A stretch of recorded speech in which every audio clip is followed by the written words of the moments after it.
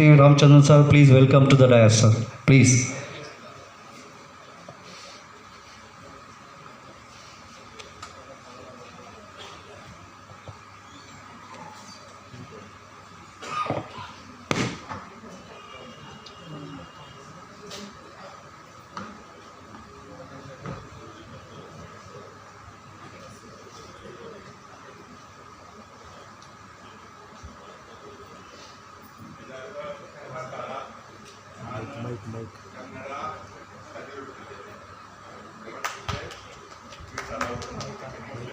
Boss mic on ಮಾಡಿ.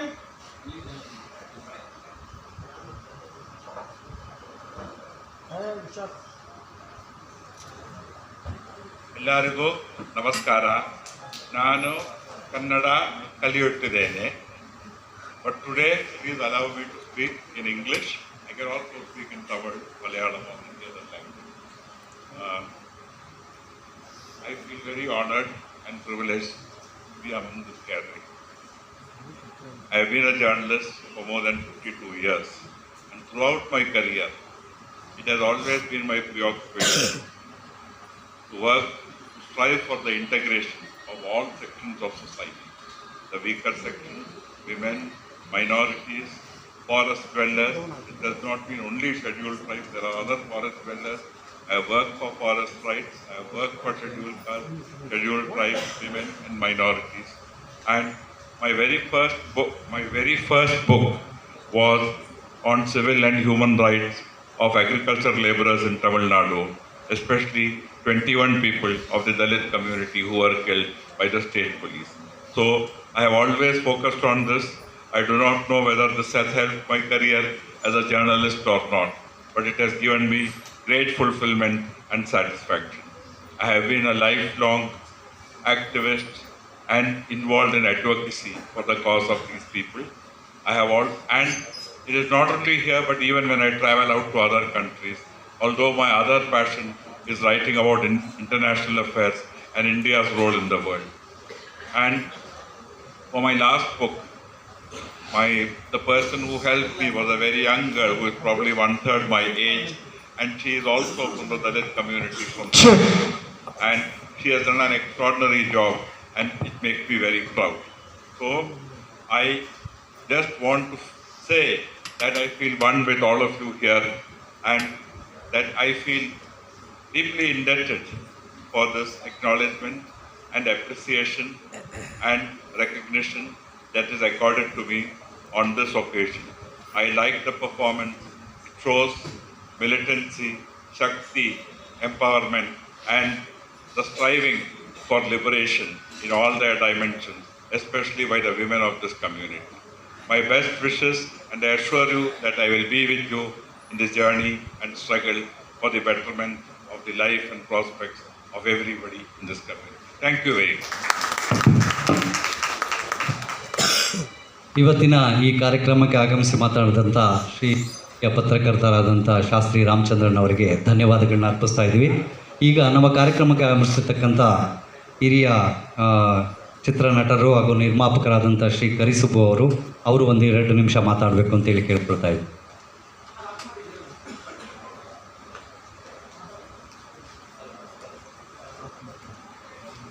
Hello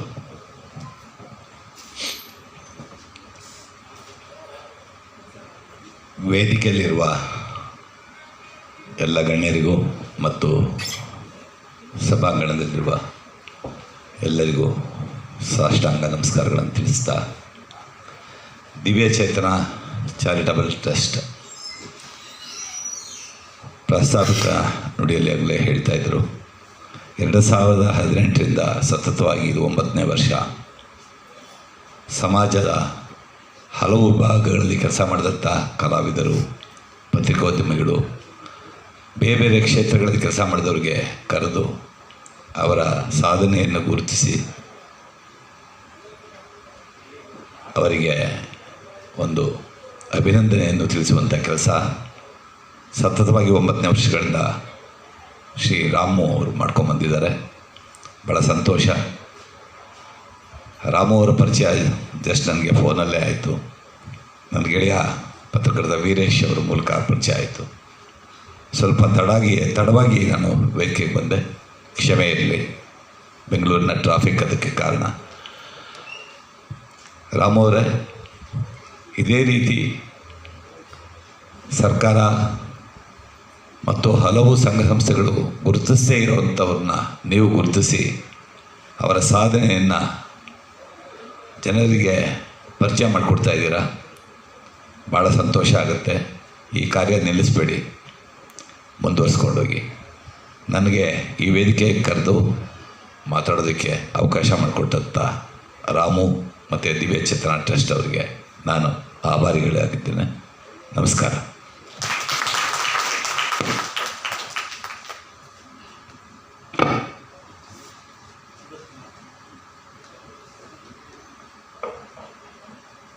hello. ಇವತ್ತಿನ ಈ ಮಾತನಾಡಿದಂಥ ಶ್ರೀ ಕರಿಸುಬ್ಬು ಅವರು ಹಿರಿಯ ನಿರ್ಮಾಪಕರು, ಚಲನಚಿತ್ರ ನಟರು, ಅವರಿಗೆ ಧನ್ಯವಾದಗಳನ್ನ ಅರ್ಪಿಸ್ತಾ ಇದ್ದೀವಿ. ಇದೀಗ ಮತ್ತೋರ್ವ ಚಲನಚಿತ್ರ ನಟ, ನಿರ್ಮಾಪಕ, ನಿರ್ದೇಶಕ ಶ್ರೀಯುತ ಜೈಸಿಂಹ ಮುಸ್ರಿ ಅವರು ಇವತ್ತು ನಮ್ಮ ಕಾರ್ಯಕ್ರಮಕ್ಕೆ ಆಗಮಿಸಿದ್ದಾರೆ. ಅವರು ಕೂಡ ಒಂದು 2 ನಿಮಿಷ ಮಾತಾಡಬೇಕು ಅಂತೇಳಿ ಕೇಳ್ಕೊಳ್ತಾ ಇದ್ದೀನಿ.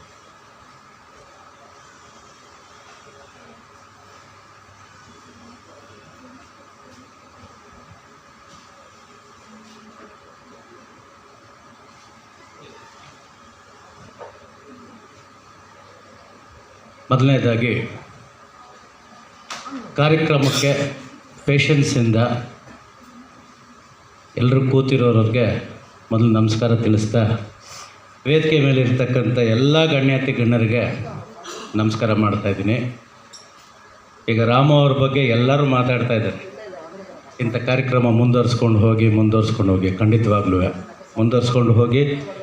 ಚಾರಿಟಿ ಅನ್ನೋದು ಅಷ್ಟು ಸುಲಭದ ಮಾತಲ್ಲ. ಚಾರಿಟಿ ನಡೆಸೋದು ಬಹಳ ಕಷ್ಟಕರವಾದ ಕೆಲಸ. ಏನೋ ನಾವು ಶುರು ಮಾಡ್ಬೇಕಾದ್ರೆ ಅಂದ್ಕೊಳ್ತೀವಿ ಡೊನೇಷನ್ಗಳು ತಗೊಳ್ಳೋಣ, ಅದನ್ನು ಮಾಡೋಣ, ಇದನ್ನು ಮಾಡೋಣ ಅಂತ. ಯಾವುದೂ ಕೆಲಸ ಆಗಲ್ಲ. ಕಷ್ಟಪಟ್ಟು ಕೈಯಿಂದನೇ ಹಾಕಿ ಸಂಸ್ಥೆನ ಎಷ್ಟೋ ವರ್ಷಗಳು ನಡ್ಸ್ಕೊಂಡು ಬಂದಿರ್ತಾರೆ. ಹಾಗಾಗಿ ಇದು 9 ವರ್ಷ ನಡ್ಕೊಂಡು ಬಂದಿದೆ.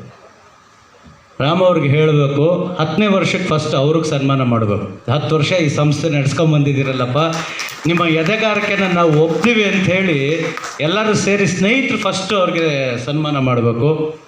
ತುಂಬ ಧನ್ಯವಾದಗಳು ಸರ್. ನಮ್ಮಂಥವ್ರನ್ನೆಲ್ಲ ಗುರುತಿಸಿ ಇವತ್ತಿನ ದಿವಸ ಕಾರ್ಯಕ್ರಮಕ್ಕೆ ಕರೆದಿದ್ದೀರಾ. 10ನೇ ವರ್ಷಕ್ಕೆ ನಿಮಗೆ ಫಸ್ಟ್ ಸನ್ಮಾನ ಮಾಡಬೇಕು ಅಂತ ನನ್ನ ಅಭಿಲಾಷೆ. ಆಮೇಲೆ ಇವತ್ತು ನಾನು ಕಾರ್ಯಕ್ರಮಕ್ಕೆ ಬೇಗನೆ ಬಂದು ಕೂತಿದ್ದೆ. ಸುಮಾರು ಕಾರ್ಯಕ್ರಮಗಳನ್ನ ನೋಡಿದೆ. ಡ್ಯಾನ್ಸ್ ಚೆನ್ನಾಗಿತ್ತು, ಹಾಡು ಚೆನ್ನಾಗಿತ್ತು. ಕಲೆಯನ್ನು ಯಾರು ತತ್ತು ಅಲ್ಲ ಅದು. ಯಾಕೆಂದರೆ ಪ್ರತಿಯೊಬ್ಬ ಮನುಷ್ಯನಲ್ಲೂ ಕಲೆ ಅನ್ನೋದಿರುತ್ತೆ. ನಾವು ಒಳಗಡೆಯಿಂದ ತೆಗಿಬೇಕು ಅದನ್ನು. ಹೇಗೆ ನೀವು ಮಾತಾಡ್ಬೇಕಾದ್ರೆ ನಿಮ್ಮಲ್ಲೇ ಫೇಶಿಯಲ್ ಎಕ್ಸ್ಪ್ರೆಷನ್ಸ್ ಇರ್ತದೆ. ದುಃಖ ಆಗಲಿ, ಸಂತೋಷ ಆಗಲಿ, ನಗು ಆಗಲಿ, ಎಲ್ಲ ನಿಮ್ಮಲ್ಲಿರ್ತದೆ. ಅದನ್ನು ನಾವು ಆಚೆ ತಂದ್ಕೋಬೇಕು. ಕಲೆ ಎಲ್ಲರಲ್ಲೂ ಇರುತ್ತೆ. ಅದು ಸುಮ್ಮನೆ ಬರ್ತಕ್ಕಂಥದ್ದಲ್ಲ. ಕಲೆ ಅನ್ನೋದು ದೊಡ್ಡ ಸಾಗರದಲ್ಲಿ ಯಾರನ್ನು ಬೇಕಾದ್ರೂ ಆಯ್ಕೆ ಮಾಡ್ಕೋಬೋದು. ಕಲಾವಿದನಿಗೆ ಮೊದಲು ಅವಮಾನ, ನಂತರ ಮಾನ, ಕೊನೆಗೆ ಸನ್ಮಾನ. ಸೊ ಈ ವೇದಿಕೆ ಮೇಲೆ 2 ಮಾತು ಆಡೋದಕ್ಕೆ ಅವಕಾಶ ಕೊಟ್ಟಿದ್ದಕ್ಕೆ ಧನ್ಯವಾದಗಳು. Thank you.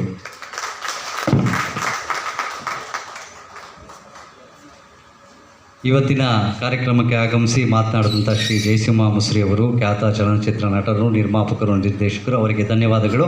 ಇದೀಗ ನಮ್ಮ ಇಲ್ಲಿ ನಾನು ಮುಖ್ಯವಾಗಿ ಹೇಳಬೇಕಾಗಿರೋದು, ಮಾತೇ ಸಾಧನೆ ಆಗಬಾರ್ದು, ಸಾಧನೆ ಮಾತಾಗಬೇಕು ಅನ್ನೋದು ನಮ್ಮ ಈ ಸಂಸ್ಥೆಯ ಒಂದು ಧ್ಯೇಯವಾಕ್ಯ ಆಗಿದೆ. ಅದನ್ನು ವೇದಿಕೆಯಲ್ಲಿರ್ತಕ್ಕಂಥ ಎಲ್ಲ ಹಿರಿಯರು ಅದಕ್ಕೆ ಗೌರವಿಸ್ತಾ ಇದ್ದಾರೆ. ಯಾಕೆ ಅಂದರೆ ಯಾರೂ ಹೆಚ್ಚು ಹೊತ್ತು ಮಾತಾಡ್ತಾ ಇಲ್ಲ. ಸಾಧನೆ ಮಾಡಿರೋರು ನೀವು ಎದುರುಗಡೆ ಕೂತಿದ್ದೀರಾ, ನಿಮ್ಮನ್ನು ಗೌರವಿಸ್ಬೇಕು. ಹಾಗಾಗಿ ಮಾತೇ ಸಾಧನೆ ಆಗಬಾರ್ದು, ಸಾಧನೆ ಮಾತಾಗಬೇಕು ಅಂಥ ಒಂದು ಕಾರ್ಯಕ್ರಮದಲ್ಲಿ ನಾವಿದ್ದೇವೆ ಇವತ್ತು. ಇದೀಗ ನಮ್ಮ ಕಾರ್ಯಕ್ರಮದ ಅಧ್ಯಕ್ಷತೆಯನ್ನು ವಹಿಸಿರ್ತಕ್ಕಂಥ ಶ್ರೀಯುತ ಎಂ.ಎ. ಪೊನ್ನಪ್ಪನವರು, ಹಿರಿಯ ಪತ್ರಕರ್ತರು ಮತ್ತು ನಮ್ಮ ಕರ್ನಾಟಕ ಸರ್ಕಾರದ ಮಾಧ್ಯಮ ಅಕಾಡೆಮಿಯ ಮಾಜಿ ಅಧ್ಯಕ್ಷರು, ಅವರು ನಿಮ್ಮನ್ನು ಕುರಿತು ಮಾತನಾಡಲಿದ್ದಾರೆ.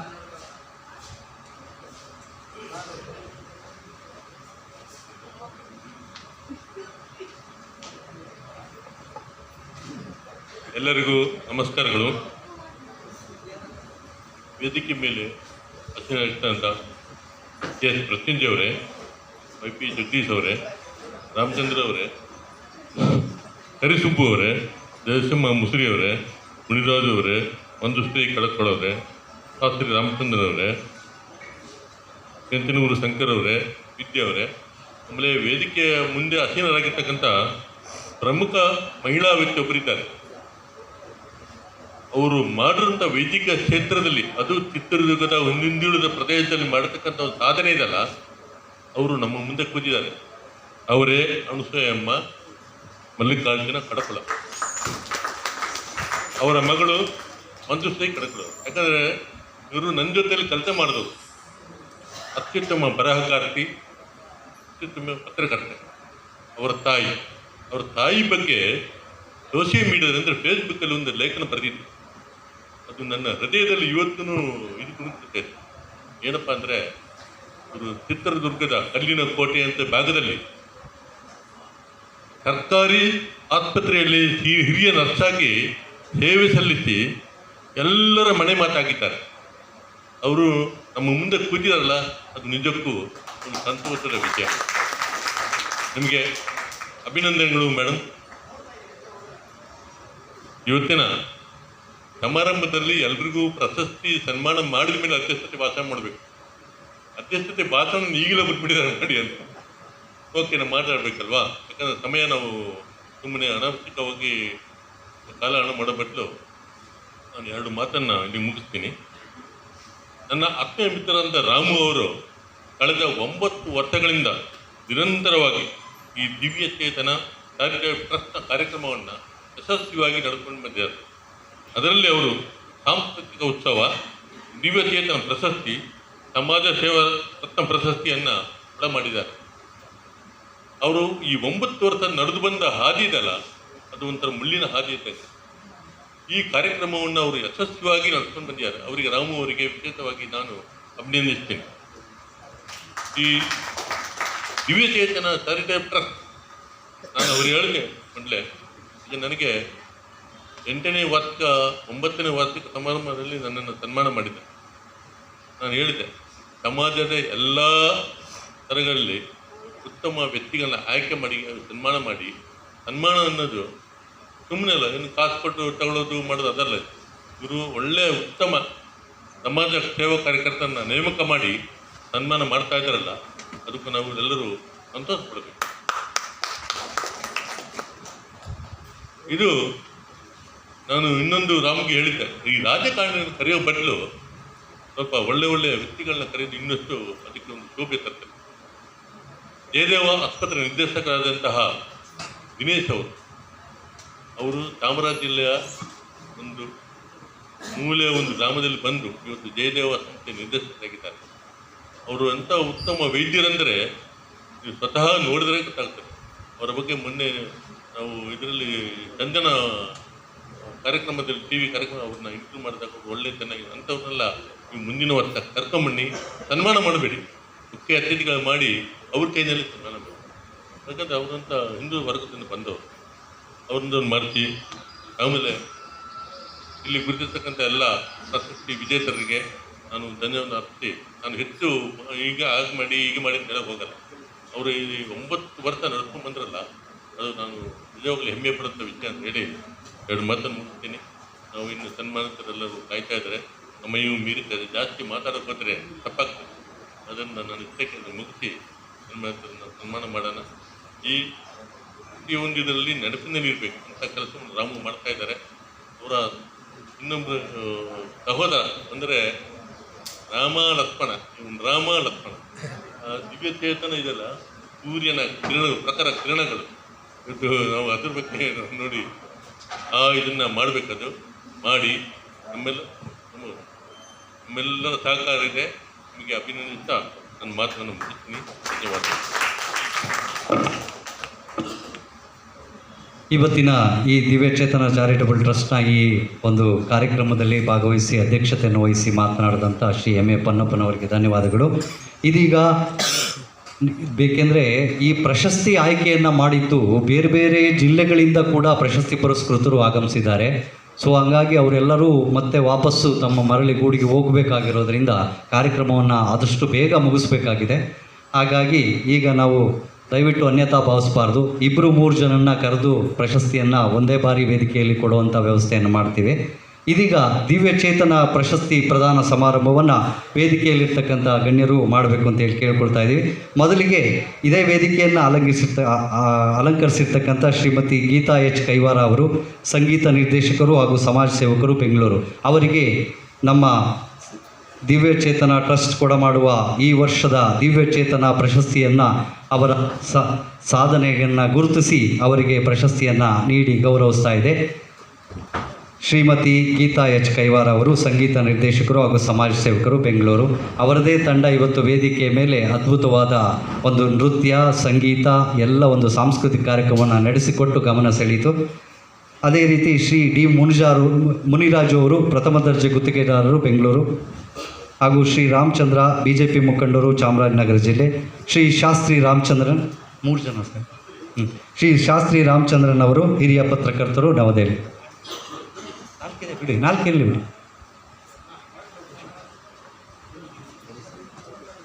ಶ್ರೀ ಶಾಸ್ತ್ರಿ ರಾಮಚಂದ್ರನ್ ಅವರು, ಶ್ರೀಮತಿ ಗೀತಾ ಎಚ್ ಕೈವಾರ ಅವರು, ಶ್ರೀ ಡಿ ಮುನ್ರಾಜು ಅವರು ಹಾಗೂ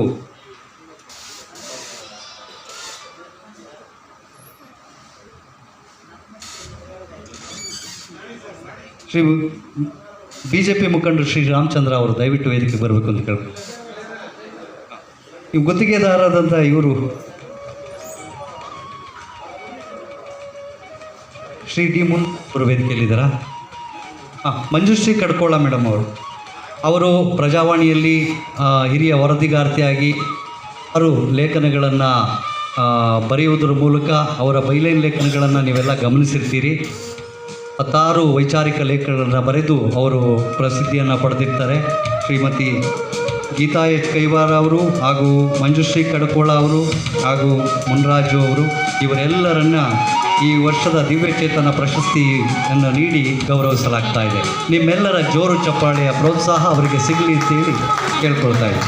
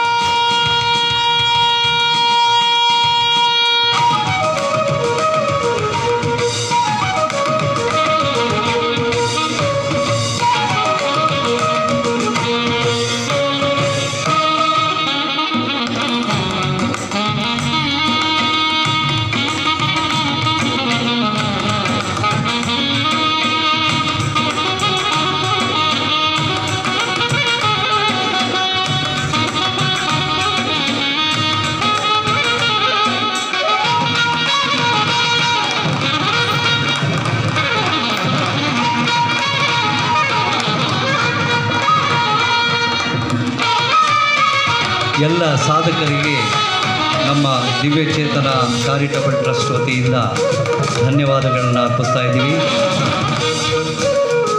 ವಿವಿಧ ಕ್ಷೇತ್ರಗಳಲ್ಲಿ ತಮ್ಮನ್ನು ತಾವು ತೊಡಗಿಸಿಕೊಂಡು ಎಲೆಮರೆಕಾಯಿಯಂತೆ ಸೇವೆಯನ್ನು ಮಾಡ್ತಾ ಇರೋವರನ್ನು ಗುರುತಿಸಿ ಇವತ್ತು ದಿವ್ಯಚೇತನ ಪ್ರಶಸ್ತಿ ಪ್ರದಾನವನ್ನು ಮಾಡಲಾಗ್ತಾ ಇದೆ. ದಿವ್ಯಚೇತನ ಚಾರಿಟಬಲ್ ಟ್ರಸ್ಟ್ ವತಿಯಿಂದ ನೀಡಲಾಗುವ ಈ ವರ್ಷದ ದಿವ್ಯಚೇತನ ಪ್ರಶಸ್ತಿ ಪುರಸ್ಕಾರಕ್ಕೆ ಪಾತ್ರರಾದ ನಾಲ್ವರು ಹಿರಿಯರಿಗೆ ಮತ್ತೊಮ್ಮೆ ಧನ್ಯವಾದಗಳನ್ನ ಅರ್ಪಿಸ್ತಾ ಇದ್ದೀನಿ.